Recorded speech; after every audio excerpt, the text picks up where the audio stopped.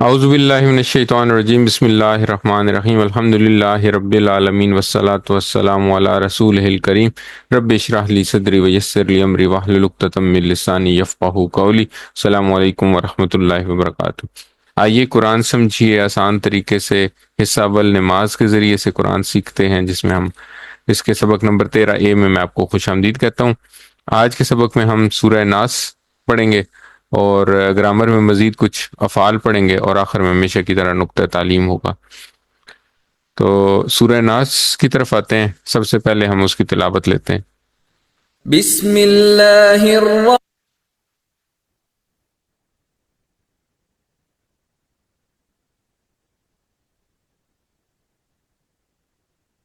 بسم اللہ الرحمن الرحیم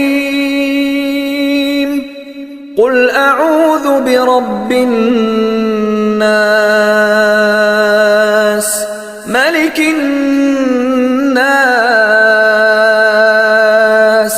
الہ الناس من شر الوسواس الخناس الذي يوسوس في صدور الناس من الجنة والناس۔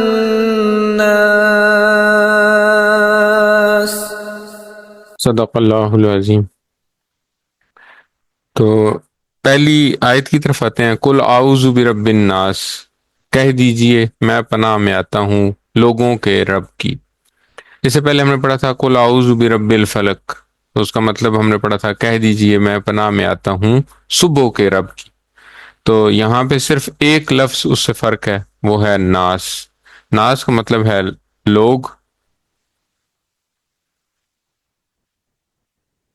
اور یہ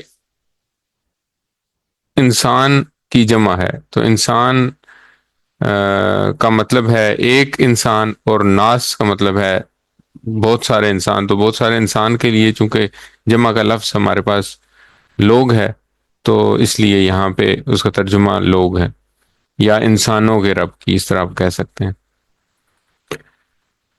اچھا، سب سے پہلے وہ جس طرح ہم پہلے بھی بات کرتے رہے ہیں کہ سب سے پہلے اپنے آپ کو غیر محفوظ محسوس کریں۔ جب بھی ہم اعوذ کی کوئی بھی آیت پڑھتے ہیں تو اس کو جو محسوس کرنے کا طریقہ ہے وہ یہ ہے کہ سب سے پہلے آپ اپنے آپ کو غیر محفوظ محسوس کریں۔ آپ یہ احساس کریں کہ ہم فتنوں کے حملے میں ہیں، ہر طرف سے شیطان اور اندیکھی قوتیں جو ہیں وہ ہمارے اوپر فتنے لا رہی ہیں، ہمارے دلوں میں وسوسے ڈال رہی ہیں۔ دن اور رات میں آفات ہیں، دن اور رات کی آفات ہیں، آندھیاں ہیں، اور مصیبتیں ہیں، بیماریاں ہیں۔ اس کے علاوہ بعض شرپسند انسان جو ہیں وہ ان کا بھی فتنہ شامل ہے اس میں، اور حاسد ہیں۔ پھر اس کے علاوہ ارد گرد ہمارے ایسے جراثیم ہیں جو کہ ہمیں نظر نہیں آتے۔ اور پھر اس رب کی عظمت کو محسوس کریں کہ جس نے پیدا ہونے سے لے کے آج تک ہماری حفاظت کی ان ساری چیزوں سے، اور پھر درخواست کریں کہ یا اللہ آج بھی مجھے حفاظت کی ضرورت ہے، تو میں تیری پناہ میں آتا ہوں۔ اور پھر اپنے آپ کو محفوظ، اپنے آپ کو اللہ کے حفاظت کے حصار میں تصور کریں، اور یہ دیکھیں، یہ ایسے احساس کریں اس چیز کا کہ میں اب اللہ کی حفاظت میں ہوں، تو میں اب محفوظ ہوں۔ اچھا، اب رب کے بارے میں تو ہم پہلے بھی بات کر چکے ہیں۔ تو یہاں پہ ہے رب الناس، یعنی لوگوں کا رب۔ کن لوگوں کا رب؟ اس وقت 7 ارب لوگ جو ہیں نا وہ پورے عرض کے اوپر بستے ہیں، ان 7 ارب لوگوں کا رب۔ پھر اس کے بعد ہم نے بات کی تھی کہ حضرت آدم علیہ السلام سے لے کے اب تک اور آگے قیامت تک کتنے لوگوں نے اور آنا ہے۔ تو آپ یہ دیکھیں تو 7 ارب تو اس وقت ہیں، یہ تو کوئی خربوں میں بات چلی جائے گی، یا شاید اس سے بھی آگے نکل جائے۔ اس کے علاوہ یہ تو انسانوں کی بات ہو رہی ہے، انسانوں کے علاوہ جن ہیں، فرشتے ہیں، پھر چرند پرند، حشرات الارض، اس کے علاوہ نباتات۔ تو ہر چیز کے لیے اللہ تعالیٰ نے انتظام کر رکھا ہے۔ پانی کا انتظام ہے، اناج کا انتظام ہے، سورج اور زمین کی گردش ہے جس کی وجہ سے موسموں کا ہیر پھیر ہوتا ہے، اس کی وجہ سے بہت کچھ تبدیلیاں آتی ہیں ہماری یونیورس میں، ہمارے ماحول میں، اس کی وجہ سے بہت سے جو جاندار ہیں، جو فصلیں ہیں، ان کا انتظام ہوتا ہے۔ تو یہ سب کچھ کرنے والا ہمارا رب، اور پھر اپنے اندر دیکھیں ہر ذرے کی پرورش کرنے والا ہمارا رب۔ تو اس تصور اور احساس کے ساتھ پڑھیں، قل اعوذ برب الناس، کہہ دیجئے میں پناہ میں آتا ہوں لوگوں کے رب کی۔ اچھا، آگے ہے مالک الناس، پھر الہ الناس۔ تو مالک جو ہے نا، یہ ہم نے پہلے بھی پڑھا تھا، ہم نے پڑھا تھا مالک یوم الدین، وہاں پہ بھی یہ بات ہوئی تھی کہ تین لفظ ہیں، یہ تین لفظ بالکل ایک جیسے ہیں۔ ایک ہے جو وہاں پہ تھا وہ یہ والا مالک تھا، میم الف ما لام کاف لک، تو میم الف ہو یا میم کے اوپر کھڑی زبر ہو تو اس کا ایک ہی مطلب ہے۔ وہاں پہ جو مالک تھا وہ یہ والا مالک تھا جو تیسرے نمبر پہ یہاں پہ دیا ہوا۔ اچھا، یہاں پہ جو مالک ہے وہ پہلے نمبر والا مالک ہے، اس مالک کا مطلب ہے بادشاہ۔ تو مالک الناس، ملک کا مطلب بادشاہ، مالک کا مطلب مالک جو ملکیت رکھتا ہے اس چیز کی، اور ملک جو ہے یہ تیسرا لفظ ہے جس کا مطلب ہے فرشتے، اور یہ بھی قرآن کریم میں بار بار استعمال ہوا ہے۔ تو یہ تینوں لفظ جو ہیں ان میں تھوڑا سا زیر زبر کا فرق ہے، اس کی وجہ سے ان کے مطلب میں فرق ہو جاتا ہے، تو اس کو سامنے رکھے، یہ تھوڑا یاد رکھنے کے لیے ہم اس کو اکٹھا کریں۔ اور ناس کے بارے میں ہم پہلے ہی پڑھ چکے ہیں، تو لوگوں کے بادشاہ کی، مالک الناس لوگوں کے بادشاہ کی۔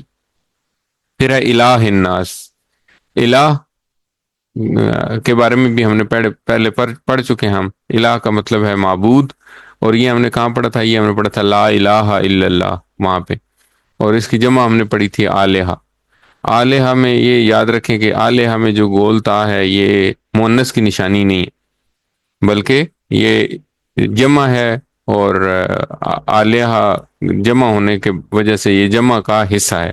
تو یہ اس میں وہ جو فارمولہ ہمارا استعمال ہوتا تھا یہ وہ والی نہیں ہے، واو نون کے ساتھ جمع کچھ ہوتی ہیں اور کچھ نہیں ہوتی، جو جمع واو نون کے ساتھ نہیں ہوتی وہ ہم آگے جا کے پڑھیں گے، تو یہ ان میں سے ایک جمع ہے۔ تو الہ ان کی جمع ہے آلہہ، اور الہ کا مطلب ہے معبود، الہ الناس کا مطلب ہوا لوگوں کے معبود کی۔ اچھا، اب یہ دیکھیں کہ اگر رب یعنی کہ پالنے والا وہ جو ہے تو بادشاہ بھی وہی ہے، اور پھر اس بات کا تصور کریں کہ سچا بادشاہ ہے وہ ایک ہیں دنیا کے بادشاہ جو وقتی طور پہ اللہ تعالیٰ نے جن کو کچھ اختیار دے دیا ہے، اور جیسے ہی ان کی کچھ عرصے کے بعد ان کی موت کے ساتھ یا ان کی بادشاہت ختم ہونے کے ساتھ وہ اختیار ختم ہو جاتا ہے، لیکن اللہ جو ہے وہ ہمیشہ سے بادشاہ ہے اور ہمیشہ وہ بادشاہ رہے گا، اور اس کا اختیار جو ہے ان لمیٹڈ ہے، اس کے اختیار کی کوئی حد نہیں ہے، اور نہ ہو کبھی اس کا اختیار ختم ہونا ہے۔ تو ایسے سچے بادشاہ کو تصور کریں، اور ساتھ ہی دعا کریں کہ اللہ مجھے تجھے سچا بادشاہ ماننے کی توفیق دے، یعنی تیرے ہر قانون کو میں ایسے مانوں جیسے اس قانون کو ماننے کا حق ہے۔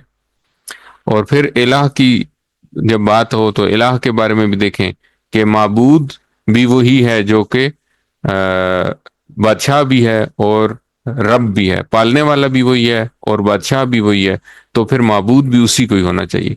اور ہم نے سورہ اخلاص میں پڑھا تھا کہ الہ یا وحدانیت کا جو تصور ہے نا، اس میں چار چیزیں شامل ہیں۔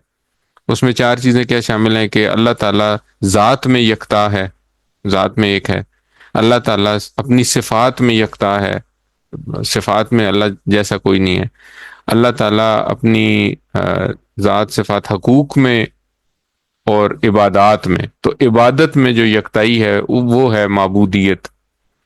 تو لوگوں کا جو معبود ہے وہ اسی کو ہی ہونا چاہیے جو لوگوں کو پالنے والا بھی ہے اور جو لوگوں کا سچا بادشاہ ہے۔ تو اس تصور اور احساس کے ساتھ پڑھیں کہ ہم کس رب کی یا کس ہستی کی اس میں پناہ میں آنے کی بات کر رہے ہیں۔ ہم کہتے ہیں قل اعوذ برب الناس، مالک الناس، الہ الناس، کہہ دیجئے میں پناہ میں آتا ہوں لوگوں کے رب کی، لوگوں کے بادشاہ کی اور لوگوں کے معبود کی۔ تو یہاں پہ اللہ تعالیٰ کی 3 خصوصیات بیان کر کے اور اس کے بعد پھر پناہ مانگی گئی ہے کچھ چیزوں سے۔ کس چیز سے پناہ مانگی گئی ہے؟ من شر الوسواس الخناس، وسوسہ ڈالنے والے کے شر سے جو پیچھے ہٹ جاتا ہے۔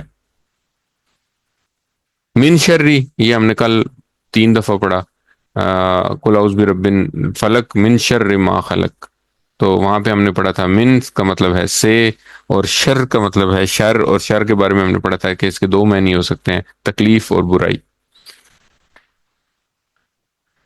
اچھا، وسواس ہے، وسواس کا مطلب ہے بار بار وسوسہ ڈالنے والا۔ تو وسوسہ جو ہے وہ اب اگر ہم اس لفظ کے اوپر تھوڑا سا غور کریں تو وسوسہ اس لفظ کے اندر موجود ہے، تو واو سین واو سین، اور وسواس کا مطلب ہے یعنی کہ وسوسہ سے تھوڑی سی بڑھ کے یہ چیز ہے، وسوسہ ایک ہے، اور وسواس کا مطلب ہے بار بار وسوسہ ڈالنا۔ اور وسوسہ کیا ہوتا ہے کہ ایسے طریقے سے بات دل میں ڈالی جائے اور وہ مطلب وہ بری بات ہو کہ ایونچولی وہ بات بری محسوس ہی نہ بری محسوس ہی نہ ہو۔ تو یہ کس طرح ہوتا ہے؟ اچھا، پھر دوسری جو یہاں پہ بات بتائی گئی ہے وہ ہے خناس۔ خناس کا مطلب ہے جو پیچھے ہٹ جاتا ہے، یعنی کہ ایک دفعہ وہ ظاہر ہوتا ہے، ٹھیک ہے، ظاہر ہوتا ہے، وہ آ کے کوئی وسوسہ ڈالتا ہے اور پھر کسی وجہ سے وہ پیچھے ہٹ جاتا ہے، اور ابھی ہم دیکھیں گے کہ کس وجہ سے پیچھے ہٹتا ہے۔ تو شیطان جو ہے نا وہ ہمیشہ ان 2 حالتوں میں سے ایک حالت میں ہوتا ہے، یا وہ وسواس ہوگا یا وہ خناس ہوگا۔ وسواس کا مطلب ہے کہ وہ وسوسہ ڈالے گا یا وہ تھوڑی دیر کے لیے وسوسہ ڈالنے سے پیچھے ہٹ جائے گا۔ اور کس وقت وہ وسواس ہوتا ہے؟ وہ وسواس حدیث کی روشنی میں کہ وہ وسواس اس وقت ہوتا ہے جب آپ اللہ کا ذکر کرنا چھوڑ دیں، اور خناس اس وقت ہوتا ہے جب آپ اللہ کو یاد کرنا شروع کر دیں۔ تو انسان کے ساتھ شیطان لگا ہوا ہے، یہ بھی حدیث ہے ایک۔ تو جب بھی انسان اللہ کا ذکر کرتا ہے تو وہ شیطان جو ہے وہ پیچھے ہٹ جاتا ہے اور تھوڑی دیر کے لیے وہ چھپ جاتا ہے، ٹھیک ہے، پیچھے ہٹ جاتا ہے، خناس ہو جاتا ہے۔ اور جب انسان جو ہے وہ دنیا کے مشغلے میں گم ہو کے تو اللہ کو بھول جاتا ہے تو وہ پھر وسواس بن جاتا ہے اور پھر وہ وسوسہ ڈالنا شروع کر دیتا ہے۔ تو اس آیت میں یعنی کہ جس چیز سے پناہ مانگی گئی ہے، جس چیز کے شر سے پناہ مانگی گئی ہے، وہ شر شیطان ہے، وہ شریر وہ شریر جس کے شر سے پناہ مانگی گئی ہے وہ شریر شیطان ہے، اور شیطان جو ہے وہ وسوسہ ڈالنے والا ہوتا ہے یا پیچھے ہٹ جانے والا ہوتا ہے۔ تو اس آیت کے اسباق میں سے کیا ہوگا کہ شیطان کے حملوں کا احساس کریں اور دل سے پناہ مانگیں اور اللہ کے ذکر کی اہمیت کو محسوس کریں کہ اس سے شیطان جو کہ وسواس ہوگا، جس وقت جیسے وہ وسوسہ ڈالے، آپ کے دل میں کوئی وسوسہ آئے یا آپ کو محسوس ہو کہ میرے دل میں یا کوئی بری بات یا کوئی اللہ تعالیٰ کی نافرمانی والی کوئی بات آ رہی ہے، تو فوراً اللہ کا ذکر شروع کر دیں اور محسوس کریں کہ شیطان اب خناس ہو گیا۔ الذی یوسوس فی صدور الناس، الذی جو یہ قرآن کریم میں کافی دفعہ آیا، الذی الذین، تو یہ ہم کچھ الفاظ ہیں جو کہ آگے جا کے کچھ پڑھیں گے، یہ بھی اسم ہے۔ یوسوسو کا مطلب ہے وسوسہ ڈالتا ہے، وسواس کا مطلب تھا وسوسہ ڈالنے والا، اور یوسوسو وہ وسوسہ ڈالتا ہے۔ تو اب ہم نے چونکہ افعال کا جو مضارع والا ہے وہ پڑھنا شروع کر دیا، تو یہاں سے اب آپ کو یہ اندازہ ہوگا کہ یوسوسو جو ہے یہ آپ کو یہ بتا رہا ہے کہ اس میں یا جو شروع والا لگا ہوا ہے نا، یہ فعل مضارع ہے کہ کو شو کر رہا ہے، اور فعل مضارع کا جو پہلا لفظ ہے وہ ہے یوسوسو، تو اس کا مطلب ہے وسوسہ ڈالتا ہے، وہ وسوسہ ڈالتا ہے۔ فی کا مطلب ہے میں، صدور کا مطلب ہے دل، صدر کی جمع ہے صدور، اور صدر جو ہے نا یہ ہم اردو میں بھی بہت استعمال کرتے ہیں شرح صدر کے لیے، یا ہم عام طور پہ ہر بڑے شہر میں ایک بازار ہوتا ہے جس کا نام صدر بازار ہوتا ہے، تو وہ چونکہ اس شہر کے وسط میں وہ بازار موجود ہوتا ہے تو اس لیے اسے صدر بازار کہتے ہیں. تو اس سے ہمیں یہ اندازہ ہے کہ صدر جو ہے وہ کہتے ہیں دل کو، اور اس کی جمع ہے صدور، اور ناس کا مطلب ہے لوگ. اچھا کیا ہوتا ہے جی؟ سب سے پہلے شیطان جو ہے نا وہ وسوسہ ڈالتا ہے. تو جو وسوسہ ڈالنے کا جو عمل ہوتا ہے وہ کیا ہوتا ہے؟ وہ یہ ہوتا ہے کہ شیطان ہر انسان کے ساتھ لگا ہوا ہے. ٹھیک ہے، جس وقت بھی انسان اللہ کے ذکر سے غافل ہوتا ہے وہ اس کو کوئی بری بات یا کوئی بھی اس کے ذہن میں کوئی بات ڈالتا ہے، وہ بات ڈالتا ہے، اور اگر اللہ تعالیٰ کا ذکر انسان شروع کر دے تو وہ خناس ہو جاتا ہے، وہ پیچھے ہٹ جاتا ہے. پھر جب تھوڑی دیر بعد انسان اللہ کے ذکر سے غافل ہو جاتا ہے اور دنیا میں مصروف ہو جاتا ہے، دنیا کے عمل میں، تو وہ شیطان جو ہے وہ پھر وسوسہ ڈالتا ہے، پھر وہ وسوسہ ڈالتا ہے، پھر خناس ہو جاتا ہے. اور یہ عمل وہ کرتا رہتا ہے جس وقت تک انسان کو وہ وسوسہ جو ہے وہ اپنے نیت یا ارادہ محسوس ہونا شروع ہو جاتا ہے. پھر وہ اس وسوسے سے نیت کرتا ہے. ٹھیک ہے، نیت کر کے کئی دفعہ وہ نیت سے پیچھے ہٹ جاتا ہے، نیت کر کے وہ کسی برے کام کی نیت کر کے بھی انسان وہ برا کام نہیں کرتا، تو یہاں تک تو اللہ تعالیٰ بھی اسے معاف کر دیتا ہے، اس کو معافی مل جاتی ہے. لیکن جیسے ہی انسان نے ایک نیت کی اور اس کے بعد وہ کام نہیں کیا تو شیطان اپنا کام جاری رکھتا ہے، وہ پھر وسوسہ ڈالتا ہے، پھر خناس ہو جاتا ہے، پھر وسوسہ ڈالتا ہے، پھر خناس ہو جاتا ہے، اور وہ یہ عمل جو ہے وہ جاری رکھتا ہے جب تک انسان جو ہے وہ پھر نیت کرتا ہے اور پھر عمل نہ کرے، پھر نیت کرتا ہے پھر عمل نہ کرے. ایونچولی وہ ایک بار بار وسوسے کی وجہ سے کوئی اور بار بار نیت کرنے کے بعد وہ اللہ تعالیٰ کی نافرمانی کر بیٹھتا ہے اور وہ کوئی برا عمل کر بیٹھتا ہے. ٹھیک ہے، جب وہ ایک دفعہ برا عمل کرتا ہے تو پھر وہ اللہ تعالیٰ سے اس کے پاس آپشن ہوتا ہے، وہ اللہ تعالیٰ سے معافی مانگ سکتا ہے، استغفار کر سکتا ہے. جب اللہ تعالیٰ سے معافی مانگ لے تو شیطان جو ہے وہ یہ نہیں ہے کہ جب اللہ تعالیٰ سے انسان معافی مانگ لے تو شیطان جو ہے وہ ناکام ہو گیا اور شیطان پیچھے ہٹ گیا، بلکہ شیطان اپنا کام جاری رکھتا ہے، وہ تھکتا نہیں ہے، وہ پھر وسوسہ ڈالتا ہے، پھر خناس ہو جاتا ہے، پھر وسوسہ ڈالتا ہے، پھر خناس ہو جاتا ہے، پھر نیت کراتا ہے. تو اس طرح یہ پروسیس چلتا رہتا ہے، اور انسان جو ہے نا وہ اگر اللہ کے عمل سے غافل رہے، اللہ کے ذکر سے غافل رہے، یا اس کی اچھے لوگوں کی صحبت سے دور رہ رہا ہو، یا برے لوگوں کی صحبت میں بیٹھ رہا ہو، تو اس کی وجہ سے وہ پھر دوبارہ وہ عمل کرتا ہے، اور عمل کر کے ایونچولی اس کو وہ عمل برا لگنا بند ہو جاتا. اور بار بار عمل کرنے سے یہ بار بار جب وہ عمل کرتا ہے تو اس کو وہ استغفار کرنا یا وہ چیز بھی معیوب لگتی ہے کہ میں کوئی ایسا کام کر ہی نہیں رہا، یہ تو میری روٹین کا کام ہے. تو وہ پھر کیا ہوتا ہے، اس کی عادت بن جاتی ہے. اور عادت کے ساتھ ساتھ پھر وہ صرف یہ نہیں کرتا کہ وہ خود عمل کرتا ہے، خود کوئی برا کام کرتا ہے، بلکہ پھر وہ دوسروں کو ترغیب دیتا ہے، پھر وہ دوسروں کے دل میں وسوسہ ڈالتا ہے. اور ایسا انسان جو ہے وہ پھر کیا بن جاتا ہے، وہ شیطان کا ایجنٹ بن جاتا ہے. پھر وہ دوسروں کو بھی دعوت دیتا ہے، پھر وہ دوسروں کے دل میں بھی وسوسہ ڈالتا ہے، ان کو بتاتا ہے کہ بھئی میں تو یہ کرتا ہوں، تو دیکھو کتنی مثال کے طور پہ میں رشوت لیتا ہوں اور دیکھو میری کتنی اچھی زندگی گزر رہی ہے. تو اس کو دیکھ کے یا اس کی باتیں سن کے پھر کچھ اور لوگ جو ہے نا وہ بھی اس وسوسے کا شکار ہو جاتے ہیں، اور ظاہر ہے شیطان ان کے ساتھ بھی ہے، وہ بھی ان کے دل میں وسوسہ ڈالتا ہے، اور پھر اس طرح یہ ایک سائیکل جو ہے یہ چلنا شروع ہو جاتا ہے.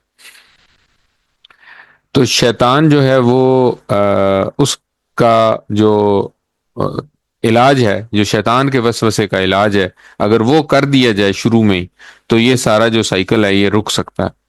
اور یہ اس کا جو وسوسے کا علاج کیسے کیا جا سکتا ہے، اس کو وسوسے کا علاج ہے اللہ تعالیٰ کا ذکر، اور سب سے بہترین جو ہے وہ ہے ذکر. اللہ کا کلام ہے، وہ قرآن ہے، اور اس میں یہ قرآن میں یہ آیت بھی ہے کہ شفاء لما فی الصدور، اس میں جو کچھ دلوں میں ہے اس کے لیے شفا بھی ہے اس کتاب میں.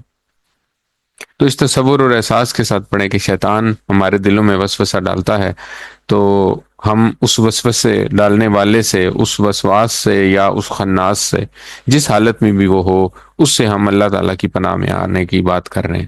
الذی یوسوس فی صدور الناس.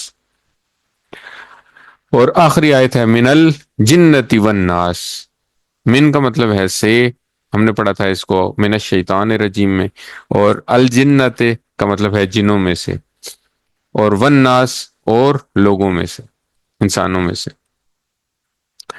اچھا، اب یہاں پہ اگر آپ دیکھیں تو وہی جو سائیکل ہم نے پہلے پچھلا سائیکل پڑھا تھا اسی کی بات مکمل ہو گئی، کہ وہ جو انسان ہیں جو شیطان کے ایجنٹ بن چکے ہیں وہ بھی ہمارے ارد گرد موجود ہیں، تو وہ بھی ہمیں ہمارے دلوں میں وسوسہ ڈالتے ہیں، اور شیطان یعنی کہ جو جن ہیں اور شیطان کے جو چیلے ہیں وہ بھی ہمارے دلوں میں وسوسے ڈالتے ہیں۔ تو ان تمام سے، ان ساروں سے، ان جنوں سے، ان انسانوں سے، اس شیطان سے جو ہمارے دلوں میں وسوسہ ڈالے، اس سے ہم اللہ تعالیٰ کی پناہ میں آنے کی بات کر رہے ہیں۔ چاہے آپ کو کتنا ہی علم ہو، قرآن کریم ختم بھی ہو جائے، شیطان سے ہمیں لڑنا ہے اپنی موت تک، اور شیطان کو ہم مار نہیں سکتے، اس کو ختم نہیں کر سکتے، اسے دیکھ نہیں سکتے، اسے سمجھا نہیں سکتے، اس کو مسلمان نہیں کر سکتے، اور وہ اتنا تجربہ کار ہے کہ ہم یہ دعویٰ نہیں کر سکتے کہ ہم شیطان سے محفوظ ہیں اور ہم ہمیشہ محفوظ رہیں گے۔ اس کا تجربہ تو اتنا زیادہ ہے کہ آپ دیکھیں کہ ہزاروں سال ہو گئے ہیں حضرت آدم علیہ السلام سے لے کر اب تک، ارب ہا ارب، کھرب ہا کھرب انسانوں کو وہ بھٹکا چکا ہے، ان کے دلوں میں وسوسے ڈال چکا ہے، ان کو کسی نہ کسی طریقے سے سیدھے رستے سے ہٹانے کی کوشش کر چکا ہے، اور اللہ تعالیٰ کے سامنے اس نے یہ دعویٰ کر رکھا ہے کہ میں تیرے نافرمان بندوں میں سے جو زیادہ تر جو بندے ہوں گے وہ ان کو دیکھے گا، وہ تیرے نافرمان رہیں گے، اور ان کو میں تیرے رستے سے ہٹاؤں گا۔ اور اللہ تعالیٰ نے بھی یہ نہیں کہا کہ نہیں تو نہیں ہٹا سکے گا، اللہ تعالیٰ نے کہا کہ ہاں یہ صحیح ہے، تو ہٹائے گا ان کو، اور میں ان سمیت جہنم کو تیرے سمیت اور ان سمیت ان سب سے جہنم کو بھر دوں گا۔ تو یہ بات جو ہے، یہ بات ذہن میں رکھیں اور یہ سوچیں کہ شیطان ہمارا کتنا بڑا دشمن ہے، اور ہم اس کو کچھ کر نہیں سکتے، ہمارے پاس کوئی سلوشن نہیں ہے اس کا۔ اس کا تجربہ اتنا زیادہ ہے کہ جنت میں اس نے حضرت آدم علیہ السلام کو بھٹکا دیا، تو ہم کیا چیز ہیں؟ ہم تو بہت کمزور ایمان ہمارا حضرت آدم کے مقابلے میں، یا باقی جو بڑی بڑی ہستیاں گزری ہیں بنی نو انسان میں، ان میں سے ہم تو بہت کمزور لوگ ہیں، تو ہمیں بھٹکانا تو اس کے لیے کوئی مشکل بات نہیں ہے۔ اور یہ سب کچھ ذہن میں رکھتے ہوئے یہ دیکھیں کہ اس کا علاج جو ہمارے رب نے ہمیں بتایا ہے وہ یہ ہے کہ اللہ کی پناہ میں آ جائیں۔ اور وہ کیسے؟ اللہ کے ذکر کے ذریعے۔ اللہ نے ہمیں یہ آیات سکھائی ہیں، ہمیں یہ بتائی ہیں آیات، کہ یہ آیات پڑھ کے ہم اللہ کی پناہ میں آ سکتے ہیں اس شیطان سے جو وسوسہ ڈالنے والا ہے۔ اچھا، اپنے ساتھ جو آپ کے ساتھ شیطان ہے وہ اس کی موجودگی کو احساس کریں۔ اس کے علاوہ انسان جو وسوسے ڈال رہے ہیں یا گناہوں یا شکوک والی باتوں پر اکسانے کی بات کرتے ہیں، اس کو پہچانیں اور اس سے دور رہنے کی خود بھی کوشش کریں۔ اور اس میں وہ میڈیا بھی شامل ہے، ٹی وی بھی ہے، انٹرنیٹ بھی ہے، اخبارات بھی ہیں، رسالے بھی ہیں، تو اور ایسے انسانوں سے بھی ہمیں اللہ کی پناہ میں آنا ہے۔ تو ہمارا نظام تعلیم جو غیروں کی طرز پر کام کر رہا ہے وہ بھی اس وسوسہ ڈالنے والے لوگوں میں شامل ہے۔ تو ان ساری چیزوں سے پناہ میں آنے کا طریقہ کیا ہے؟ اللہ تعالیٰ کی حفاظت میں آ جائیں۔ اچھا، سورہ ناس اور سورہ فلق کو اگر کمپیئر کریں تو دیکھیں گے آپ کہ سورہ فلق میں اللہ تعالیٰ کی ایک صفت کا ذکر ہے، وہ کیا ہے؟ کہ رب ہے وہ صبح کا، اور اس کے بعد 3 چیزوں سے پناہ مانگی گئی ہے، 3 شرور سے۔ سب سے پہلے تو جو کچھ اللہ نے پیدا کیا ان سب کے شر سے پناہ مانگ کے، پھر اس کے بعد اندھیرے، جادو اور حسد کرنے والے کے شر سے پناہ مانگی گئی۔ تو ایک کوالٹی کا ذکر ہے، اللہ تعالیٰ کی ایک خصوصیت کا ذکر کر کے 3 شرور سے پناہ مانگی گئی۔ سورہ ناس میں اس سے الٹ معاملہ ہے، اللہ تعالیٰ کی 3 خصوصیات کا ذکر کر کے وسوسہ ڈالنے والے کے شر سے پناہ مانگی گئی۔ تو 3 خصوصیات بیان کر کے ایک چیز سے پناہ مانگی گئی، اور وہ کیا ہے؟ وسوسہ ڈالنے والے کے شر سے۔ سورہ ناس کو زندگی میں لانے کا طریقہ کیا ہے؟ یہ ہم پہلے بھی پڑھ چکے ہیں کہ نبی کریم صلی اللہ علیہ وسلم کی سنت ہے ہر نماز کے بعد ہر فرض نماز کے بعد نبی کریم صلی اللہ علیہ وسلم سورہ اخلاص، سورہ فلق اور سورہ ناس، سورہ فلق اور سورہ ناس کو کلیکٹیولی کہتے ہیں معوذتین، یعنی کہ دو پناہ مانگنے والی صورتیں. تو یہ دو صورتیں اور سورہ اخلاص، یہ تینوں صورتیں جو ہے نبی کریم صلی اللہ علیہ وسلم ہر نماز کے بعد ایک ایک دفعہ، اور فجر اور مغرب کے بعد تین تین دفعہ پڑھنا، یہ نبی کریم صلی اللہ علیہ وسلم کی سنت ہے. اور اسی طرح حضرت عائشہ سے مروی روایت بھی ہم نے کل پڑھی تھی کہ حضور صلی اللہ علیہ وسلم جب بستر پر لیٹتے تو معوذتین اپنے ہاتھوں پر دم کرتے اور اپنے ہاتھوں کو پورے جسم کے اوپر مل لیتے.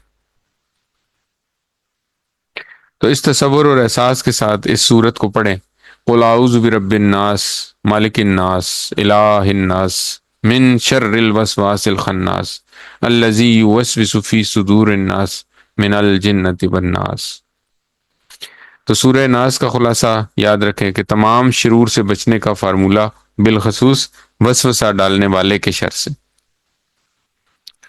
اس کے مقابلے میں سورہ فلق کل جو ہم نے پڑھی تھی وہ تمام شرور سے بچنے کا فارمولہ تھا، بالخصوص اندھیرا، جادو اور حسد کرنے والے سے. سورہ اخلاص اس سے پہلے ہم نے پڑھی تھی، وہ ہے عقیدے کو خالص کرنے والی صورت. اور اس سے پہلے ہم نے سورہ فاتحہ پڑھی تھی، وہ کیا ہے؟ سیدھے راستے کی دعا، ہدایت کی دعا، سیدھے راستے کی طرف ہدایت کی دعا. تو الحمدللہ ہمیں کیا کرنا ہے؟ ہمیں دعا مانگنی ہے.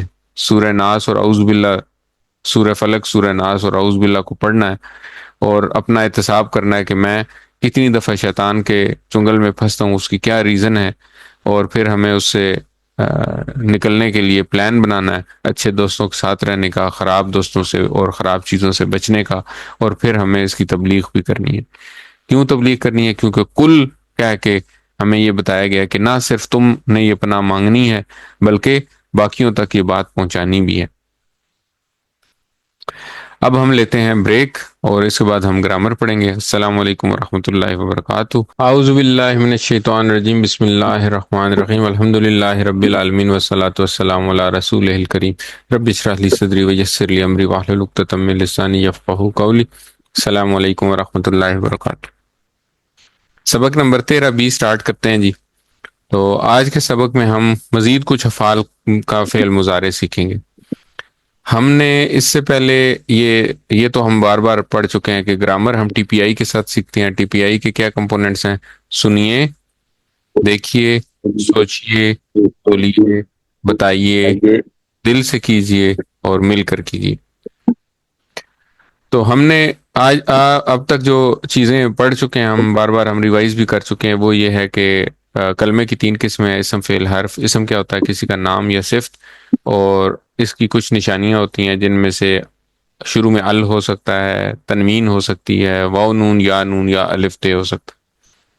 اس کے بعد فعل ہم نے پڑھنا شروع کیا تھا. تو فعل وہ ہے جس سے کام کے ہونے یا کرنے کا پتہ چلے، اور ہم نے یہ دیکھا تھا کہ اس میں 5 چیزیں ایک ہی حرف میں یا ایک اشارے میں ہم دیکھتے ہیں. وہ یہ ہے کہ کوئی کام جو ہو رہا ہے، کام ہونا کس زمانے میں ہو رہا ہے، کرنے والا کون ہے، اس کے علاوہ واحد ہے، کرنے والا واحد ہے یا جمع ہے، اور کرنے والا مذکر ہے یا مؤنث ہے. اور اس کے علاوہ ہم نے حرف پڑھے تھے. حرف وہ ہے جو اسم نہ ہو، جو فعل نہ ہو، وہ حرف ہے.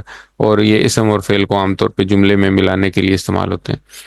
فعل جب ہم پڑھ رہے تھے تو ہم نے یہ پڑھا کہ عربی میں عام طور پر اکثر فعل جو ہیں وہ 3 حروف سے مل کر بنتے ہیں، جیسے فعل، فتح، نصر، ضرب.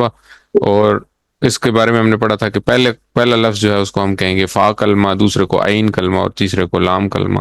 کیوں کہیں گے؟ کیونکہ ہم نے فعلہ جو ہے اس کو سانچہ لیا ہوا، اس کو بیسک پیٹرن ہم نے بنایا ہوا. اچھا، اس کے بعد ہم نے پڑھا تھا کہ فعل کی 3 قسمیں ہوتی ہیں. فعل ماضی ہم پڑھ چکے ہیں، فعل مضارع ہم ابھی پڑھ رہے ہیں. فعل ماضی وہ ہے جو کہ کمپلیٹ ہو چکا، ختم ہو گیا کام. فعل مضارع وہ ہے جو کہ ابھی تک کمپلیٹ نہیں ہوا، یا ہو رہا ہے یا ابھی مستقبل میں ہوگا. اور فعل امر ہے حکم دینا یا گزارش کرنا. ہم نے یہ دیکھا تھا کہ ماضی جو ہے اس میں افعال کے آخر میں تبدیلیاں آتی ہیں، اور مضارع جو ہیں ان میں افعال کے شروع میں، مادے کے حروف کے شروع میں تبدیلی آتی. تو فعلہ کا جب ہم نے لفظ پڑھا تھا تو ہم نے یہ پڑھا تھا فعلہ اب ہاتھ اشارے کے بارے میں ہم نے پڑھا تھا کہ ہم کندھے کے لیول پہ اشارہ کریں گے جب ماضی کی بات کریں گے تو ہم کہیں گے فعلا اس نے کیا، فعلو ان سب نے کیا، فعلتا تم نے کیا، فعلتو میں نے کیا، فعلتم آپ سب نے کیا، فعلنا ہم سب نے کیا۔ اور پھر ہم آنکھ کے لیول پہ اشارے کرتے ہیں جب ہم مضارع پڑھتے ہیں۔ ہم نے کل پڑھا یفعلو وہ کرتا ہے، یفعلونا وہ سب کرتے ہیں، تفعلو آپ کرتے ہیں، افعلو میں کرتا ہوں، تفعلونا آپ سب کرتے ہیں، اور نفعلو ہم سب کرتے ہیں۔ اچھا، کل ہم نے تین الفاظ پڑھے تھے جو پہلے سیٹ میں ہم نے پڑھا تھا کہ پہلا سیٹ ہے، تو پہلے سیٹ کے تین الفاظ کیا کیا تھے؟ فعلا تھا، اس کے علاوہ فتح جعل، فاتحہ اور جعل، بالکل صحیح۔ تو دوسرا سیٹ ہم نے پہلے پڑھا ہوا ہے، دوسرے سیٹ میں ہم نے پڑھا تھا کہ چار الفاظ ہیں، نصرہ، خالقہ، ذاکرہ، عبدہ، اور اس کے بارے میں ہم نے ایک نیمونک یاد کیا تھا، وہ یہ تھا کہ ذکر کرے گا بندہ تو مدد کرے گا خالق، ذاکرہ، عبدہ، نصرہ، خالق، ٹھیک ہے۔ اچھا، اب جو ہم نے گروپس پڑھے تھے تو اس وقت ہم لوگوں نے ایک بات کی تھی کہ یہ چار گروپس جو ہے نا، کسی وجہ سے یہ چار گروپس میں ڈیوائیڈڈ ہے۔ تو اس میں سے پہلے تین جو تھے وہ جب ہم ماضی پڑھے تھے تو وہ تو ہمیں ایک جیسے لگ رہے تھے، لیکن جو چوتھا ہے اس میں ہمیں پہلے ہی پتہ چل گیا تھا کہ ماضی میں ہی فرق نظر آ گیا تھا۔ وہ فرق کیا تھا کہ زیر کا فرق، عین کلمے میں نیچے زیر تھی وہاں پہ، باقی سب میں فا عین لام کلمہ کے اوپر زبر تھی، اس میں فا اور لام کلمہ پہ زبر تھی لیکن عین کلمے میں زیر تھی۔ اس کی مثال کوئی بتا سکتے ہیں کیا ہم نے پڑھے تھے؟ سمیہ، سامیہ، عامیلہ اور عالمہ۔ اچھا، اب ہم نے یہ پڑھا کہ فاتحہ کے بعد ہم نے پڑھا یفتحو۔ کل ہم نے جو پڑھا تھا ٹیبل، ہم نے پڑھا تھا فاتحہ، فاتحہ کا اشارہ نیچے، اور یفتحو، تو یفتحو جو ہے نا یہ ہم نے اس کا مضارع پڑھا تھا۔ آج ہم پڑھیں گے ناصرہ، اور ناصرہ کا جو مضارع ہے وہ ہے ینصرو۔ تو اب آپ کو یہاں پہ فرق نظر آیا ہوگا کہ جو عین کلمہ ہے اس میں زبر تھا، کل والے جو ٹیبل ہم نے پڑھا تھا اس میں زبر تھا، یہاں پہ آپ دیکھیں گے یہ پیش ہے، ٹھیک ہے۔ ناصرہ ینصارو نہیں ہے، ینصورو، ناصرہ ینصورو، ٹھیک ہے۔ تو اس وجہ سے یہ ان ڈفرینسز کی وجہ سے یہ الگ گروپ میں ہے یہ افعال۔ تو باقی سارے افعال جو ہیں وہ باقی سارا اسی پیٹرن جو ہے وہ اسی چیز کو فالو کرے گا، ٹھیک ہے۔ تو ہم نے پہلے کیا پڑھا تھا؟ ہم نے ماضی کے جو افعال پڑھے تھے وہ کوئی ریوائز کرنا چاہے گا؟ سامنے لکھے ہوئے بھی ہیں۔ نصر، نصرو، نصرتا، نصرتو، نصرتم، نصرنا۔ جی، بہترین۔ تو آج ہم پڑھیں گے مضارع۔ مضارع ہے جیسے ہم نے ذکر کیا، ینصرو نہیں ہے، ینصورو۔ ینصرو وہ مدد کرتا ہے یا وہ مدد کرے گا، ینصرون وہ سب مدد کرتے ہیں، تنصرو آپ مدد کرتے ہیں، انصرو میں مدد کرتا ہوں، تنصرون آپ سب مدد کرتے ہیں، ننصرو ہم سب مدد کرتے ہیں۔ تو اب آپ نوٹ کریں کہ یہ جو پیش عین کلمے پہ جو پیش ہم نے پہلی اس میں دیکھی وہ اسی طرح آگے چل رہی ہے، اسی طرح ساروں میں جتنے بھی آگے پیٹرن ہے نا اس پیٹرن میں وہ پیش چلے گی، باقی سارا کچھ اسی طرح ہی ہے جس طرح ہم نے کل یفعلو پڑھا تھا، ٹھیک ہے۔ لام جس کلمے میں بھی پیش ہے، ہاں جی، عین لام کلمے، کلمے لام کلمے میں تو وہاں پہ بھی پیش تھی نا سسٹر، ہم نے پڑھا تھا نا یفعلو، فعلا یفعلو، تو لام کلمے پہ پیش تو وہاں پہ بھی تھی، وہ تو ڈفرینس نہیں ہے نا، ٹھیک ہے۔ جو عین کلمے پہ وہاں زبر تھی، یفعالو تھا، عین کے اوپر زبر تھا نا، تو یہاں پہ ہے ینصورو، تو وہاں پہ یہ سمجھے کہ وہاں پہ ایک پیش تھی جو آخری کلمے پہ تھی صرف، یہاں پہ دو پیشیں ہیں جو کہ عین کلمے پہ بھی اور لام کلمے پہ بھی۔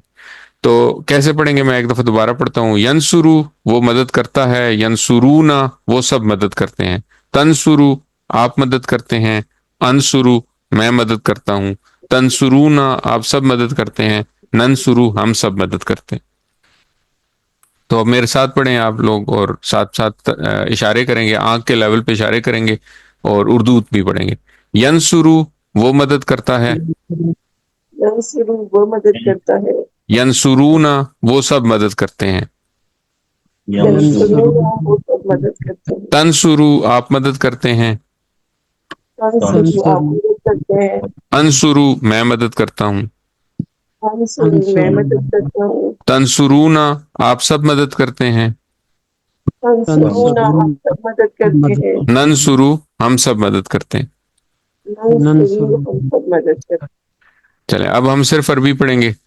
ینصرو ینصرونا، ہیں، ینصرو ینصرون، تنصرو انصرو، تنصرو تنصرونا ننصرو،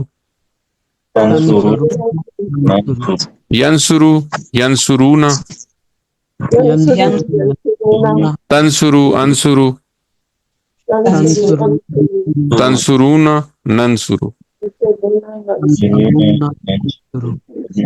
اچھا یہاں پہ اگر آپ دیکھیں نا تو اب آپ کو یہ پتہ چل جائے گا کہ کون سے الفاظ جو ہیں وہ اس ٹیبل کا حصہ ہیں اور کون سے افعال جو ہیں نا وہ مادے کا حصہ ہیں۔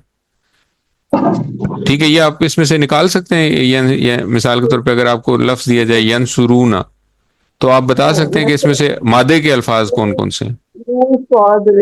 نون صاد را۔ تو ینصرونا حالانکہ سامنے آیا آپ کے، لیکن آپ کو پتہ ہے کہ مادے کے الفاظ جو ہیں وہ نون صاد را ہیں، یا واو اور نون جو ہے یہ فعل مضارع کا حصہ ہے۔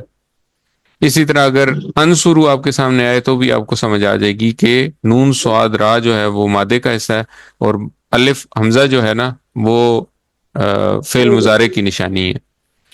تو یہ جب ہم قرآن پڑھ رہے ہوتے ہیں تو لازمی نہیں ہے کہ ہم جب بھی قرآن میں کوئی بھی فعل ہمارے سامنے آئے تو یہ لازمی نہیں ہے کہ ہمیں اس فعل کا پورا ٹیبل آتا ہو، لیکن ہم وہ فعل دیکھ کے یہ دو باتیں اندازہ لگا سکتے ہیں۔ ایک یہ کہ یہ ماضی ہے یا مضارع ہے، یعنی کہ کون سا حصہ جو ہے وہ اس کا ٹیبل کی وجہ سے اس کے اندر ہے، اور کون سا ٹکڑا جو ہے نا وہ اس کے مادے کا حصہ ہے۔ ٹھیک ہے، اگر ہم مادہ ہمیں پتہ چل جائے تو چونکہ ہم اردو اور عربی میں بہت سارے الفاظ کامن ہیں تو ہم کئی دفعہ مادہ دیکھ کے بھی اندازہ لگا سکتے ہیں کہ اس میں کیا، اس کا مطلب کیا ہے اس لفظ کا، یا کیا بات کی جا رہی ہے۔ مثال کے طور پہ جو ہم نے پڑھا تھا قرآن کریم میں، جو ہم نے جب شروع میں ہم نے پڑھی تھی سورہ فاتحہ پڑھی تھی تو ہم نے کہا تھا انعمتا۔ ٹھیک ہے، تو اگر انعمتا آپ کو بتایا لفظ دیا جائے اور آپ کو کہا جائے کہ یہ لفظ جو ہے یہ سوچیں کہ کہاں سے ہے، تو آپ کو پتہ ہے کہ نصرتا جیسا یہ لفظ ہے انعمتا، تو آپ کو یہ پتہ ہے کہ انعم جو ہے نا یہ اس کا اپنا حصہ ہے، اور تا جو ہے اس کا مطلب ہے کہ تو نے انعام کیا، تو نے، یہ تا جو ہے یہ سامنے والے کو کا ذکر ہے، تا سامنے والے کو ڈینوٹ کر رہا ہے۔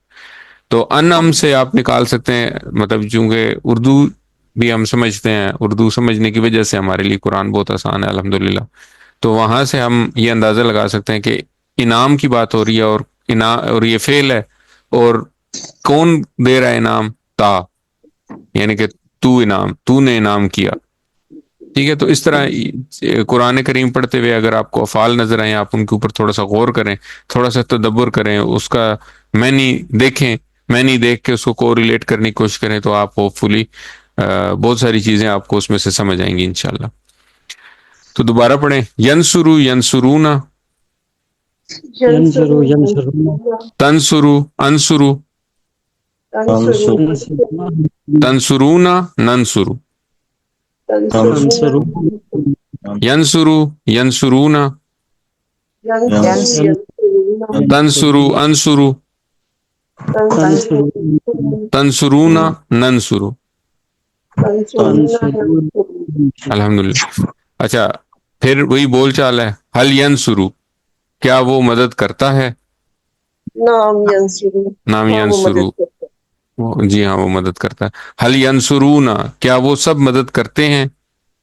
نام ینصرونا، ہاں وہ نام سب مدد ینصرونا۔ کرتے ہیں، حل تنصرو کیا آپ مدد کرتے ہیں؟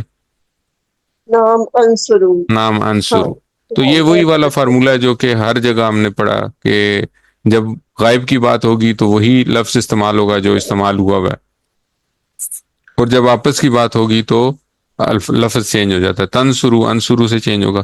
حل تنصرون، کیا آپ سب مدد کرتے ہیں؟ نام ننصرو، ہاں نام ہم سب ننصر. مدد کرتے اور اگر ہم اس میں زید کا اضافہ کریں تو ہمیں یہ پتا ہے کہ زیدن اگر ہوگا تو اس کا مطلب ہے کہ مدد کرنے والا زید ہے. ہیں۔ ٹھیک ہے، مدد کرنے والا زید ہے.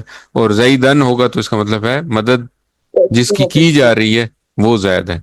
تو اگر ہم کہیں حل ینصر زیدن، کیا وہ مدد کرتے ہیں زید کی، کیا وہ مدد کرتا ہے زید کی؟ نام نام ینصر ینصر زیدن، زیدن، جی ہاں وہ مدد کرتا ہے زید کی. حل ینصرون زیدن، کیا وہ سب مدد کرتے ہیں زید کی؟ نام ینصرون زیدن، جی ہاں نام ہم ینصرون سب زیدن. مدد حل کرتے ہیں۔ تنصر زیدن، نام انصر نام زیدن، انصر زیدن. حل تنصرون زیدن، نام ننصر نام زیدن۔ ننصر زیدن. تو بیسیکلی زید کے ایڈ ہونے سے جملے کی کنسٹرکشن پہ کوئی خاص فرق نہیں پڑے گا. اچھا، اس کے بعد اگلا لفظ ہے جی خالقہ. تو پہلے ماضی ہم نے پڑھا تھا خالقہ، خالقو، خلقتا، خلقتو، خلقتم، خلقنا. آج ہم مضارع پڑھ رہے ہیں. یخلقو وہ پیدا کرتا ہے، یخلقون وہ سب پیدا کرتے ہیں. تخلقو آپ پیدا کرتے ہیں، اخلقو میں پیدا کرتا ہوں، تخلقون آپ سب پیدا کرتے ہیں، نخلقو ہم سب پیدا کرتے ہیں. تو میرے ساتھ پڑھیں، یخلقو وہ پیدا کرتا ہے، یخلقو وہ پیدا کرتا ہے، یخلقون وہ سب پیدا کرتے ہیں، یخلقون وہ سب پیدا کرتے ہیں، تخلقو آپ پیدا کرتے ہیں، تخلقو آپ پیدا کرتے ہیں، اخلقو میں پیدا کرتا ہوں، اخلق میں پیدا کرتا ہوں، تخلقون آپ سب پیدا کرتے ہیں، یخلقون سب پیدا کرتے ہیں، نخلقو ہم سب پیدا کرتے ہیں. نخلقو سب پیدا کرتے یخلقو یخلقون، یخلق یخلقون ہیں، تخلقو اخلقو، تخلقو تخلق اخلقو، تخلقون نخلقو، تخلقو یخلقو یخلقون، تخلقو اخلقو، تخلقون نخلقو. اچھا، پھر ہم نے پڑھا تھا کہ مضارع میں پیدا چونکہ صرف اللہ ہی کرتا ہے، تو جب ہم بول چال میں لیں گے تو ہم اس کو نفی سے جواب دیں گے. تو مضارع میں ہم نے پڑھا تھا کہ نفی کا جواب دینے کے لیے کیا استعمال کرتے ہیں؟ لا لا. اور ماضی میں ما. تو جب سوال پوچھا جائے گا حل یخلقو کیا وہ پیدا کرتا ہے، لا یخلقو، لا یخلقو. حل یخلقون کیا وہ سب پیدا کرتے ہیں، لا یخلقون، لا یخلقون. حل تخلقو، لا اخلقو، لا اخلقو. حل تخلقون، لا نخلقو، لا نخلقو. اور پھر جب ہم کوئی کسی چیز کی بات کریں، شے کی بات کریں، تو ہم کہیں گے شیء، اگر ہم لفظ میں استعمال کریں گے تو اس کا مطلب پیدا کرنے والی جو پیدا کرنے والا ہے وہ اس چیز کی بات ہو رہی ہے. اور جب شیئن کہیں گے تو جو چیز پیدا کی جا رہی ہے. ٹھیک ہے، تو اگر ہم کہیں حل یخلق شیئن کیا وہ پیدا کرتا ہے کوئی شے، لا یخلقو شیئا، لا یخلق شیئن. حل یخلقون شیئن، لا یخلقون شیئا، لا یخلقون. حل تخلق شیئن، لا اخلقو شیئا، حل تخلقون شیئن، لا لا نخلقو نخلق شیئن. الحمدللہ. اور جب کوئی پوچھے میں یخلق کون پیدا کرتا ہے، اللہ یخلقو، اللہ یخلق اللہ پیدا کرتا ہے. تو یہاں پہ اللہ کے اوپر جو پیش ہے نا، یہ آپ کو بتا رہی ہے کہ فائل جو ہے نا یخلقو کا وہ پیدا کرتا ہے. یخلقو کا مطلب ہم نے پڑھا تھا وہ پیدا کرتا ہے. تو جو وہ ہے وہ کون ہے، اللہ ہے، کیونکہ اللہ کے اوپر پیش ہے. ٹھیک ہے، الحمدللہ. اچھا، آگے جو دو ہیں وہ آپ کا کیا ہے، ہوم ورک ہے. تو ہم نے پڑھا تھا ذکرا ذکرو، ذکرتا ذکرتو، ذکرتم ذکرنا. یہ ہم نے پہلے پڑھا تھا. آج ہم پڑھیں گے یذکرو وہ ذکر کرتا ہے، یذکرون وہ سب ذکر کرتے ہیں، تذکرو آپ ذکر کرتے ہیں، اذکرو میں ذکر کرتا ہوں، تذکرون آپ سب ذکر کرتے ہیں، نذکرو ہم سب ذکر کرتے ہیں. تو ایک دفعہ میرے ساتھ پڑھیں، تھوڑا سا آپ کو وہ ہو جائے.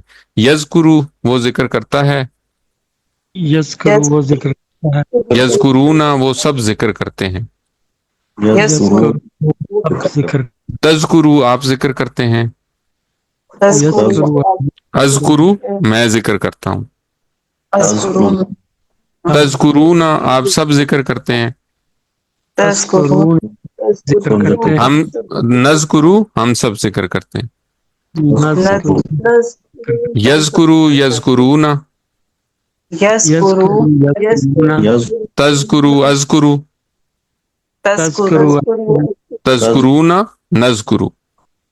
تذکرون الحمدللہ. اور اسی طرح اگلا ٹیبل چوتھا کیا ہے؟ آبادا، ہم نے ماضی پڑھا تھا، آبادا ابدو ابدتا ابدتو ابدتم ابدنا. اب ہے یعبدو وہ عبادت کرتا ہے، یعبدونا وہ سب عبادت کرتے ہیں، تعبدو آپ عبادت کرتے ہیں، آبدو میں عبادت کرتا ہوں، تعبدونا آپ سب عبادت کرتے ہیں، نعبدو ہم سب عبادت کرتے ہیں.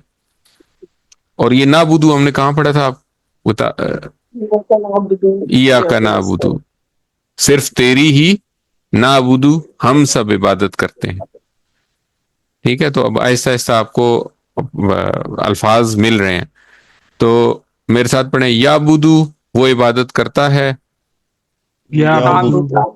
یعبدونا وہ سب عبادت کرتے ہیں، یعبدون تعبدو آپ عبادت کرتے ہیں، تعبدو آبدو میں عبادت کرتا ہوں، تعبدو تعبدونا آپ سب عبادت کرتے ہیں، تعبدون نعبدو ہم سب عبادت کرتے ہیں، نعبدو ہم یعبدو یعبدونا یعبدو تعبدو آبدو تعبدو تعبدونا نعبدو. تعبدون الحمدللہ. چلیں یہاں پہ ہمارا آج کا سبق ختم ہوا. تو ہم نے آج یہ پڑھا کہ جو گروپس میں جو فرق ہم نے پہلے پڑھے تھے، ہم نے 3 گروپس پڑھے تھے، اور اس وقت آپ کو یہ بتایا گیا تھا کہ ابھی یہ آگے آپ کو سمجھ آئے گی کہ یہ کیوں الگ الگ گروپس میں ہیں، کیونکہ اس وقت تو دیکھنے میں ایک جیسے لگ رہے تھے. تو آج ہم نے یہ پڑھا کہ پہلے گروپ اور دوسرے گروپ میں جو فرق ہے وہ یہ ہے کہ پہلے گروپ میں عین کلمے کے اوپر مضارع میں زبر ہے، اور دوسرے میں مضارع میں عین کلمے کے اوپر پیش ہے. تو وہ تھا یفعلو یا یفتحو، اور یہ تھا ینصرو یا یعبدو. تو آج کا سبق تو یہاں پہ ختم ہوا. نقطہ تعلیم دیکھتے ہیں. نقطہ تعلیم ہے چھٹا ہوم ورک، اپنے ساتھی سے قرآن کی باتیں کرنا. ہم روزانہ ہزاروں باتیں کرتے ہیں، گھر والوں سے، دوستوں سے، ساتھیوں سے، کام پر، بزنس پر. اور آج کے چھٹا ہوم ورک ہمارا کیا ہے کہ ہم نے ان ساری باتوں میں سے ایک بات جو ہے وہ اپنے سبق کے بارے میں یا قرآن کے بارے میں کرنی ہے. تو اپنے دوستوں سے آپ روزانہ 3 الفاظ یا ایک آیت پر بات کریں. اس سے کیا ہوگا؟ اس سے آپ کو بھی قرآن پڑھنے کی موٹیویشن ملے گی، اور آپ کے دوستوں کو بھی قرآن پڑھنے کی موٹیویشن ملے گی انشاءاللہ. اور اس کا اجر جو ہے وہ ہم سب کو ملے گا. یہ جو گروپ ہے ہمارا، یہ ہم کیا کوشش کر رہے ہیں؟ ہم بہترین لوگ بننے کی کوشش کر رہے ہیں. کیوں بہترین لوگ بننے کی کوشش کر رہے ہیں؟ کیونکہ نبی کریم صلی اللہ علیہ وسلم نے فرمایا ہے، نبی کریم صلی اللہ علیہ وسلم کا فرمان ہے، اور یہ ہمارا ایمان ہے کہ نبی کریم صلی اللہ علیہ وسلم نے جو کہا ہے وہ سچ ہے. مطلب وہ سچ، اس کے سچ ہونے میں ہمیں کسی اور دلیل کی ضرورت نہیں ہوتی. تو نبی کریم صلی اللہ علیہ وسلم نے کیا فرمایا؟ خیرکم من تعلم القرآن وعلمہ، تم میں سے بہترین وہ ہے جو قرآن سیکھے اور دوسروں کو سکھائے. تو اسی مقصد کے لیے ہم یہاں پہ اکٹھے ہوئے ہیں. تو یہ کلاس، یہ گروپ جو ہے، یہ انشاءاللہ اللہ کے نزدیک بہترین کلاسوں میں سے ہے اور بہترین گروپس میں سے ہے. اور یہ پریکٹس جو ہم ایک دوسرے سے ڈسکس کرتے ہیں، یہ ہمیں ایک طرح سے ٹیچر بناتی ہے. سیکھنے کا بہترین طریقہ یہ ہے کہ جو کچھ آپ سیکھیں وہ دوسروں کو سکھائیں. الحمدللہ سبق نمبر 13 کے اختتام پر ہمارا ورڈ کاؤنٹ 156 تک پہنچ گیا، جو قرآن کریم میں 32,000 سے زائد دفعہ ہیں، اور قرآن کریم میں کل 4,500 الفاظ ہیں جو تقریباً 78,000 بار ہیں. 7 ہوم ورک یاد رکھیں، جن میں سے 2 ہیں تلاوت کے. ایک 5 منٹ مصحف سے پڑھنا ہے اور ایک 5 منٹ حافظے سے پڑھنا ہے. جب آپ جب بھی آپ تلاوت کریں تو جو کچھ الفاظ ہم نے اس کورس میں ابھی تک پڑھ لیے ہیں، یہ جو 150 151 الفاظ ہم نے ابھی پڑھ لیے ہیں، ان الفاظ کو قرآن کریم میں ڈھونڈنے کی کوشش کریں۔ تو ہمارا یہ دعویٰ ہے کہ آپ کو ہر صفحے کے اوپر اچھے خاصے الفاظ نظر آئیں گے کہ یہ الفاظ میں نے اس کورس میں پڑھے۔ اور اس کے علاوہ 2 پڑھنے کے کام ہیں، ایک کتاب سے اور ایک پاکٹ بک سے۔ 2 کرنے کے کام ہیں، ایک جو کوئز شیئر ہوگا وہ کرنا ہے، اور ایک آپ کی جو ورک بک ہے اس کے اندر آپ نے سبق نمبر 12 اور 13 کمپلیٹ کرنا ہے اس ویک کے اسباق کو۔ اس کورس کا لفظی ترجمہ اور قواعد کا سننا، اپنے ساتھیوں سے کورس کی باتیں کرنا، اور نماز میں مختلف صورتوں کی تلاوت کرنا۔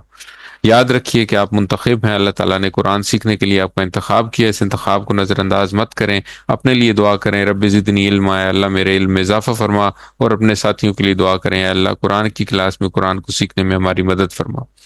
اور ووکیبلری کارڈ کو اپنے ساتھ رکھیں، ہر نماز کے بعد کوشش کریں کہ سبق نمبر 1 سے لے کے سبق نمبر 13 تک کے جو الفاظ ہیں ان کو دہرائیں، تاکہ یہ الفاظ جو ہیں یہ آپ کی ووکیبلری میں ایڈ ہو جائیں، اور جو کچھ ہم نے سیکھا وہ سکھائیں۔ تو وہ سکھانا آسان ہے۔ آج ہم نے کیا سیکھا؟ آج ہم نے سیکھا ینصرو ینصرون، تنصرو انصرو تنصرون ننصرو، بس دیٹس اٹ۔ تو یہ دوسروں کو سکھائیں، اپنے ارد گرد لوگوں کو سکھائیں، اس کا سب سے بڑا فائدہ یہ ہوگا کہ آپ خود اچھا سیکھیں گے، اور پھر ٹیچر بننے کے لیے ٹریننگ چاہیے تو انشاءاللہ وہ بھی ملے گی۔